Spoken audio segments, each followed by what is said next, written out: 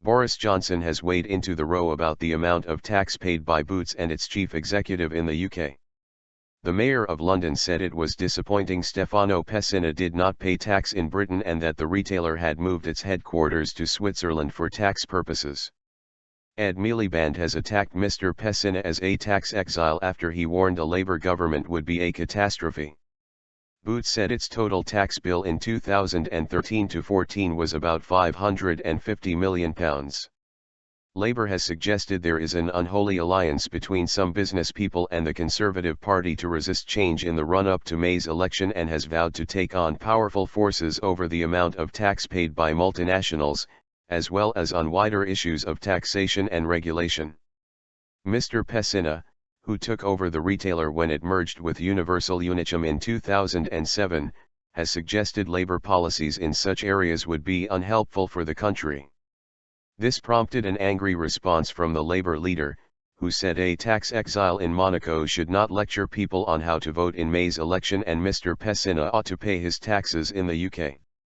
Mr Johnson told LBC Radio that Mr Pessina was perfectly entitled to express his view on the business landscape in the UK and it was refreshing that businessmen did not feel cowed from speaking up so close to an election. Mr Johnson, who is hoping to return to Parliament as a Conservative MP in May, said it was absolutely true that Labour had no interest in wealth creation. But he said that it was slightly disappointing that Boots had moved its headquarters from Nottingham to Switzerland in 2008, a move experts have said is saving the firm millions of pounds every year. He is doing his best by the lights of his shareholders and the interests of the company, Mr Johnson said. These guys, I'm afraid, have a fiduciary duty to their shareholders to minimize their obligations. In business terms, it's what you have to do. I have to say I find it a little bit disappointing that he doesn't cough up for Britain. I think it is a good thing if companies that earn great sums in Britain should pay their taxes in Britain. Business backbone. Responding to Mr Johnson's comments, Labour challenged David Cameron and George Osborne to join the criticism of tax avoidance by the Boots chief. Mr Cameron told BBC Radio London he could very much agree with Mr Johnson. I'm very clear that I want every company to be headquartered in Britain and I want everybody working in those companies to live in Britain, he said. The good news is lots of companies are choosing to headquarter in Britain and we will go on encouraging them to do so, and so I can very much agree with what Boris has said.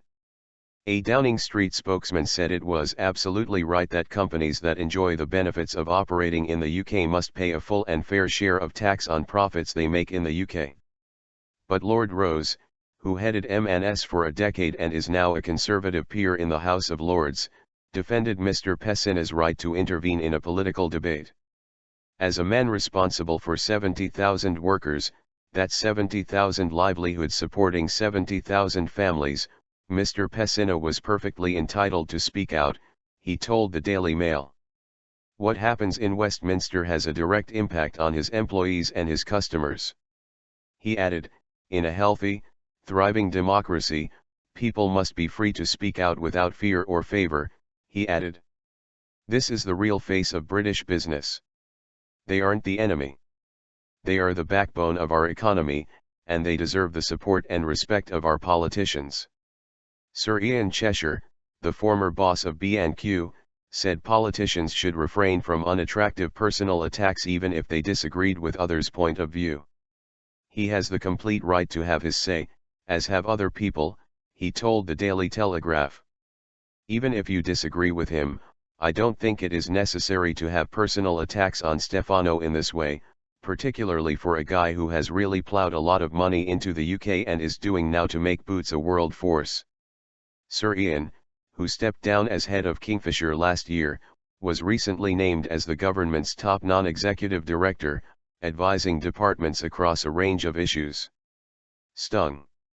Conservative backbencher John Redwood suggested the row risked damaging Boots' reputation as well as Labour's and business leaders needed to think carefully before wading into political controversies in the name of their companies. By all means let's hear from Mr Pessina as an individual with his anti-Labour views, but let's hear less from Boots, he wrote on his blog. Labour now sees it as an opportunity to put the boot into Boots, as they are stung by the criticism.